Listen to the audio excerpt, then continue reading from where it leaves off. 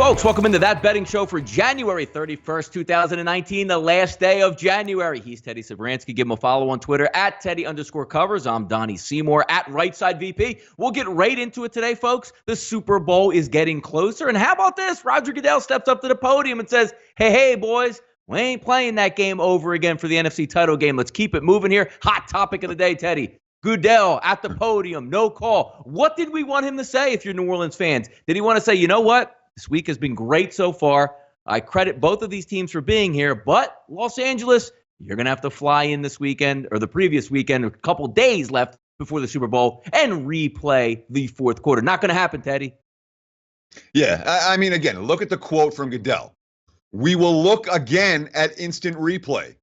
There have been a variety of proposals over the last, frankly, 15, 20 years on whether replay should be expanded. It does not cover judgment calls. This was a judgment call. The other complication is that it was a no call. Yeah, all of this is right. That's not going to change. What we don't need in the NFL is more replay reviews that are completely random.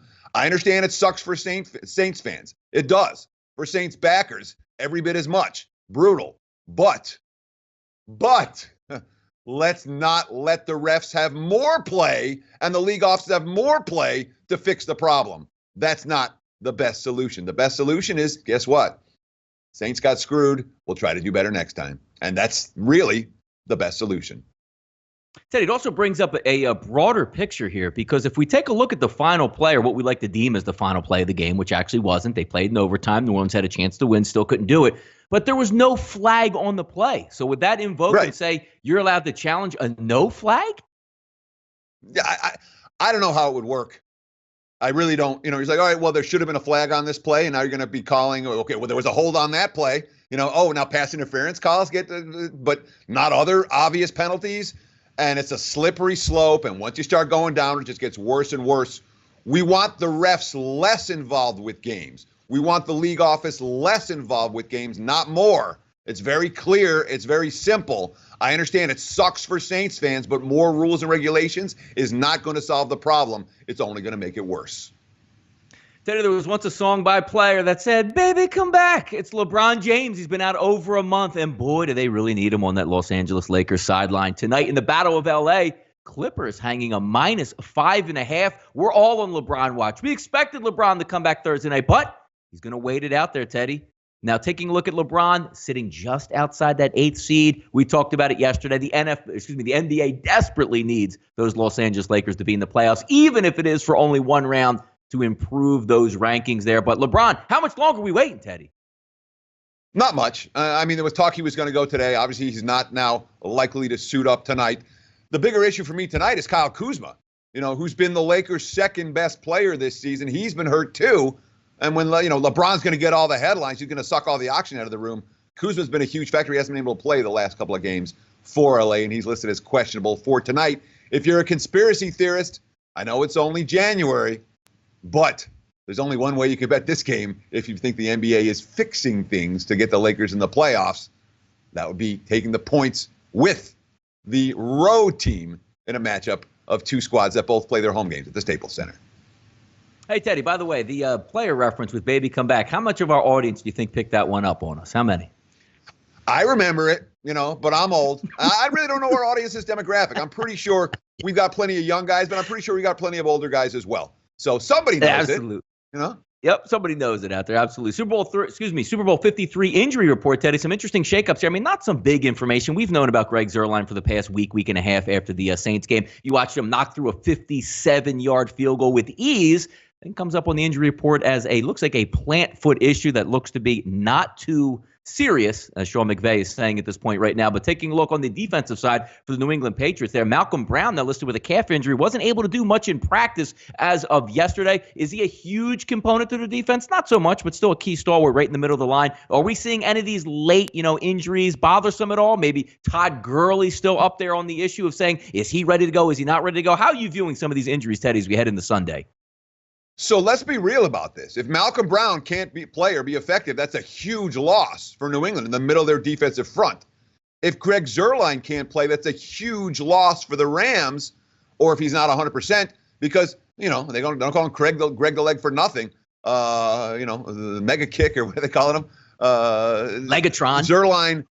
Yeah, Legatron, exactly, which I thought was a great nickname. Yep. But Zerline and Brown, these are impact players, both of them.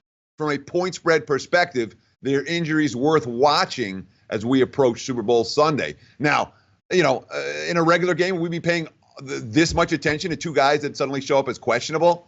No, but it's the Super Bowl. We focus on everything. And obviously, these are impact players that you want to be aware, A, are banged up, and B, even if they suit up, pay attention. Maybe they're not 100%. That may open things up for in-game wagering.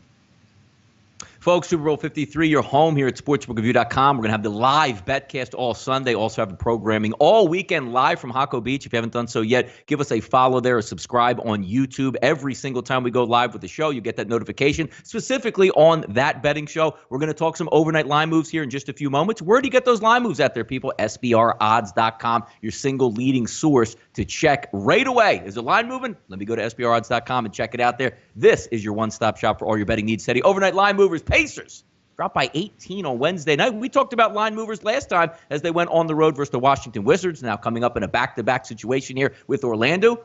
Offshore markets opened up around -1, rising to -3, but looks like, Teddy, settling back to -2.5. When are we going to get over this Oladipo hangover for the Pacers and maybe get back to covering some numbers here? Well, this is Indiana's first three-game losing streak of the season. They've been very good at bouncing back off losses. They've been perfect until last night, bouncing back off 2 losses in a row. And last night, they just got run out of the gym. They weren't ready from the get-go in that contest. The quote from Nate McMillan, the Pacers head coach, low energy right now. We've kind of lost our way here, and we got to find it. Vic is not coming back. We have to move past that, not look at what we don't have, and focus on what we do have. We have to get more energy in the game. It gets worse for Indiana. It's not just Oladipo's hurt in their first 3-game skid of the season. Tyreek Evans, who fills in for Oladipo when he's not right and is a big component of what Indiana wants to do scoring-wise with Oladipo out of the lineup, he's hurt. He's missed the last 2 games with lower back soreness. So you can understand why the money's come on Orlando. Although, all that being said, you look at the Magic as favorites in recent week. Not my money going on Orlando tonight. I'll put it that way. How about some money for tacos, Teddy? We're talking about UCF down there with Taco Fall returning home in a game against the UConn Huskies. Last time we viewed Taco Fall in the court, a 20-point loss at the FedEx Forum versus Memphis. They look to bounce back tonight. UCF opened up as a -6, now sitting around 7.5 total. Here's the 7.5. The total, though, Teddy, taking a hit, opening around 140.5 offshore, now showing 136.5, a 4-point swing lower here. People looking for UCF to get back on that defensive role here in this game, Teddy. For sure. That's what this move is all about. And UCF, what is it, a 20-point blowout to Memphis. The defensive effort wasn't there. The transition defense in particular was problematic for the Knights in that ball game. So the market's expecting more defensive intensity and more execution in terms of the transition defense for UCF. And, of course, it's a UConn team that hasn't won yet on the road this season. Although they did lose by only 2 at Cincy. But UCF won the first meeting by 12. They won by 9 at home last year. I'm not surprised at all to see UCF take money in this game. It is the type of spot where you would expect them to bring their A game. Yeah, not a lot of. I was taking a look at their schedule, Teddy, with UConn. Close loss there at Tulsa, close loss away at Cincinnati. South Florida, they lose by under 10 points. We'll see if they can hang around in this one. But always interesting to watch Taco Fall in that offense with, you just dump it down low to a 7'6" guy. And he has improved his game over the past couple years. So we'll see if they get it done tonight. Super Bowl 53, Teddy, as we've been updating for the last week and a half. We will continue to do so. And tomorrow on That Betting Show, Teddy will carry it alone and give you that final update you'll need to go into the weekend. Not a lot of line movement yesterday, Teddy. Still sitting at 2.5. Only thing we're seeing out there is some juice with different books, outlets, whether it be Las Vegas or offshore, just rotating around, -110 at one spot, -115 at one spot, -105 at another spot, but not a lot of movement on the side in either the total, seemingly waiting it out. And again, Teddy, my preaching, can you just bring me somebody here, Teddy? Bring me somebody to New Jersey that will give me a legitimate +3 because I can't use Bovada over here in New Jersey, Teddy. Yeah, Sports Interaction is sometimes tough to get into as well. They tend to how do I phrase this Flag appropriately accounts for being on air? Yeah, they winners don't last long at SIA. That being said, you can find someone to get an account, all that. There are 3s out there. There's a 3 at William Hill, but the prevailing line staying at 2.5. We are seeing more under money. The Sharps have most assuredly made a statement. 56 at Penny right now. 56 with juice to the under at Penny right now. That's your biggest leading indicator book that you can find. So there's a clear preference for the wise guys for the under in this matchup. Of course, we've seen wise guys win Super Bowls. We've seen them lose Super Bowls, but that's where the action has come so far. Wise guys do like the under. Sidewise, I think all the early money was just trying to get ahead of the move. I've not seen strong opinion on the side for this game like I'm seeing for the total when it comes to the professional bettors that I'm in contact with here in Las Vegas. Watch what you bet, Teddy. T is for Temple here. Fight for the cherry and the white. We'll see if they can do it again because revenge is on the mind of those Houston Cougars. They're going to tee it up at the Fertitta Center, the newly improved Fertitta Center down there. There's only been one loss, Teddy, on that record for the Houston Cougars, and that was to those Temple Owls on the road. So they look to make amends tonight, and the line is telling you Houston should make amends, but will they cover? -9.5. Total of 142. Moneyline split +400, -525. 7 o'clock national ESPN2. Should be a good one here. Temple's got to stamp it. Look, they blew a couple games here, blew a game recently to the Cincinnati Bearcats that they should have won at home after staking a nice lead. Now you got to go on the road and try to improve that resume, but can they do it? Houston's been really good, especially at home this year. Perfect 15-0 and also a 9-5-1 against the spread. But Teddy, Temple Owls pretty good on the road covering those numbers. They sure have been. And again, the point spread is the great equalizer. Houston can get their revenge tonight, and I expect that they will, and still not cover the point spread, given that we're talking about a 9.5 in most locations as we speak. Of course, when you have one loss all year and now you're getting your revenge match for that team at home and you're the superior squad and your opponent is struggling a little bit. You talked about the losses that they've had, that bad loss to Penn, 2 losses at home in the last 3 ball games for the Temple Owls. You say, all right, there's a good case here for the Cougs to lay it, except the one key component. Find me a game Temple lost by more than 10 yesterday. They lost 1 at Nova. They could lose here by 10, but the Owls have been consistently competitive in this road dog role, which makes me a little bit reluctant to lay the inflated price with the Cougs in that revenge matchup this evening. Yep, we'll be here in Philadelphia, Teddy. As I know you don't like to hear this, but I will be rooting for my Temple Owls there. Shiz Alston, Quentin Rose, and also Napier Lewis. I will root them in, Teddy. Not to say I'm going to bet the game, but I'm going to be a fan tonight. Are you okay with that? I just want to check. Are you okay? Yeah, you can root. You're allowed. You're allowed. And certainly, but don't do it often. No, absolutely not. Can Penn State finally get off the mat, Teddy? Go ahead. Oh, no, I was going to say, is Temple your official team? Because Philly's got like 5 teams. Yes, Temple has always been our official team. Since the John Chaney days, where they were playing at McGonigal Hall as opposed to the Liacouras Center, was like a high school gym in there. We've always liked that. Sort of went the wrong direction a little bit when we lost Rasheed Wallace to Carolina, but they've always been in our hearts here, Teddy, in the city. Heart of hearts. Penn State, Teddy, getting off the mat. Can they actually get a win in the Big Ten? What's taking so long for them anyway? And not only getting a win in the Big Ten, can we start covering some games for the Nittany Lions? They're coming into this game +7, total of 137.5, money line split, -270, +230. National game on Fox Sports 1, 7 o'clock tip on the East Coast. Is Purdue just going to keep rolling along, or is Penn State going to have some pride here, Teddy, and get up off that mat and get a win? I mean, Penn State just lost at home to Rutgers, and again, they had a chance to win. All they have to do is execute on both ends down the stretch, and they're not capable of doing that. So, here's a point spread range where, if they're going to have to be competitive, they're going to have to make a couple of plays down the stretch in order to cover the number. Hard for me to trust the Nittany Lions to do that now. And when you're talking about a team that, again, winless in Big Ten play at this stage of the campaign, doesn't look like Pat Chambers is going to survive this. So now you have a lame duck head coach. I don't want teams like Penn State right now. I really don't. That profile of the underachieving team with the head coach on the hot seat, and now they're catching fewer points because they're at home.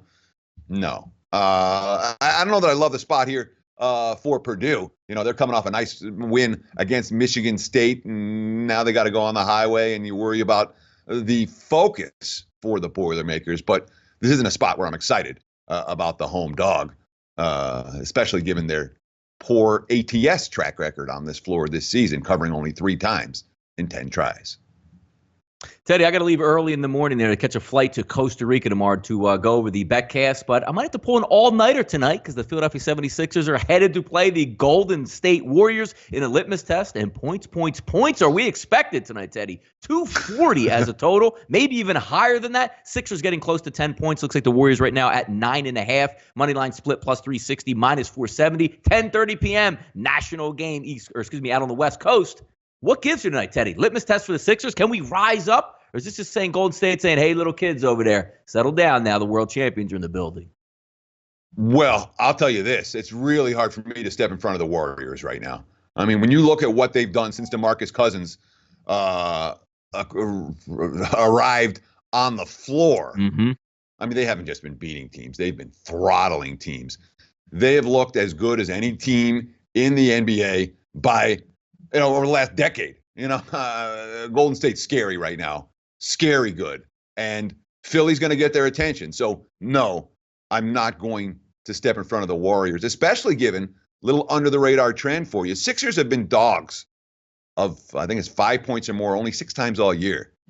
Now, the next point spread they cover in this range will be the first. They're 0-6 as a bigger dog. But it's worth noting, they've only been like +8 or higher once all season. They failed to cover that number. This is only the second time in that role. I like everything about Philadelphia except their opponent. I like the way they came out and played in L.A. the other day. I certainly look at this Sixers team as being a serious contender in the East, despite some, fits and starts through the first half of the campaign. Philly's scary, Philly's dangerous, and Philly's coming to play. All that being said, I'm not fading the Warriors. You guys can fade the Warriors. I'm not going to do it. That team's too good right now. And it's a fascinating game to watch. Tough one for me to bet on. No, it should be an interesting one. Again, 10:30, be up late, maybe packing some clothes here, getting ready to escape these -degree temperatures here in the Northeast, heading down to sunny Costa Rica and Jaco Beach with the good fellas at Sportsbook Review.com and girls at SportsbookReview.com. Off the mic, Teddy, props, popping off the page. It's time we sort of dip into some of these stuff that we like. I see your list here right here, and your list on number 4, I agree with. I'm going to one-up that, but I'll let you get to that in just a little bit. One interesting one that I was looking at, Teddy, trying to take some plus money down here, is the first kickoff of the game by the New England Patriots, which would be Gostkowski. So let's just say, coin flip goes heads and the Patriots call heads. They defer to the second half and they kick off. Gostkowski to get the touchback on his first kickoff. Teddy's a plus 180. Watching back last year versus the Philadelphia Eagles, the same exact thing happened. Gostkowski kicked off first. It was a line drive down to the goal line, but was returned by Corey Clement to the 30-yard line. I'm thinking this year might be a little bit hyper and gets that kick into the end zone for the plus money. Second one I like here, Teddy, longest touchdown in the game, 49.5 yards. I like the under in this one, as I don't see the big explosive plays in this game that would be 50 yards or more. Just 2 of those to start off the top. How about you, Teddy? Got any prop bets we could take a look at? Well, it's funny. You talk about the longest TD of the game. I like the shortest TD of the game, under 1.5 yards. All right. With a little pass interference, maybe, Teddy, on the goal line? Yeah. Exactly. That's what this is a bet on. The bet on there's going to be a flag at some point. You're going to get a first and goal at the 1. But that's not what you need to cash the ticket. But that's one additional way you can get about cashing that ticket. I love that 1-yard TD. And of course, you have 2 coaches who are willing, not so much in the postseason, but we've seen enough out of McVay and Belichick. These are coaches we like. Therefore, we're going to look at the probability that the coaches we like go forward on 4th and 1 from the 1-yard line, 4th and goal from the 1. So I think there's a good chance of seeing the longest touchdown of the game under 1.5 yards. There's no real juice that you have to lay with that. You talked about number 4. Will either team attempt a 2-point conversion? Yes. That's even money right now. And frankly, the Zerline situation, bet this today. Bet this right now, because given the issues with Zerline, this is going to be chalk by kickoff, I would expect. We have 2 coaches, again, who we like, 2 coaches who are up to date with advanced metrics. That means we're much more likely to see 2-point conversion than your average game at even money. I thought that was a really good bet. And let me do one more. For prop wise, you want to look for long shots. Everyone wants the long shot. Yes. I put a little bit on Aaron Donald to win the MVP at 20-1. If the Rams are going to win this game, it's going to be because A, they get a couple of stops, and B, because they obviously put the ball in the end zone. When they're getting stops, Donald is going to be the key there. And if Donald gets a strip sack and a sack here and a fumble recovery or something like that, no question, he's live in my mind if the Rams ever win the game. But at 20-1, I thought that was a little bit of an overlay. I like Aaron Donald as an impact player in this ballgame. No, it's a pretty good one there. And the one that you're talking about, the 2-point conversion, you have it just to try it, folks. It doesn't have to actually be converted. I actually like to take it up another step, plus 240 to convert a 2-point conversion and have it be successful. Teddy, when we talk about scoring in these games, you saw it last year, Patriots, over their entire lifespan in the Super Bowl, not the greatest first half team, but you get that extended break at halftime. You have two really good minds in Bill Belichick and also on the opposite side with Sean McVay going head-to-head, getting extra time to prepare. Let's talk about the second half scoring. You anticipate more scoring in the second half or the first half here of the Super Bowl? I would say second half, for sure. And especially when we consider the fact, look at what happened in both of the Patriots postseason games. All right, against the Chargers. New England did something rare. They won the toss and took the kick, and they marched down the ball right in the end zone. What did that take? That took like 7 minutes. If you had the no score first 6.5 minutes, they got the opening kick, went on a scoring drive, never punted, never turned it over, and the over still cashed. If you had the or the no score in the first 6 or 6.5 minutes of that contest. Similar story against KC. KC won the toss, deferred. Patriots got the ball, marched down the field into the end zone. Didn't score in the first 6 minutes. Didn't score in the first 6.5 minutes. So we know the New England Super Bowl history, and I'm not so worried about what happened in years past. I'm really not. But that concept of second half being higher scoring, that concept of a slow start to the game, I don't disagree with that. It's something worth betting on when it comes to these prop markets. Super Bowl 53 coming on this Sunday. I'll be flying in the air. Teddy will carry you through on that betting show tomorrow on February 1st, a new month. Put some money in your pocket tomorrow. Thanks for tuning in today. He's Teddy Savransky. Give him a follow once again at Teddy_covers. I'm Donnie Seymour at Rightside VP. It's been this betting show. Enjoy the rest of your afternoon. Your one-stop shop for all your sports betting needs. Take care, folks.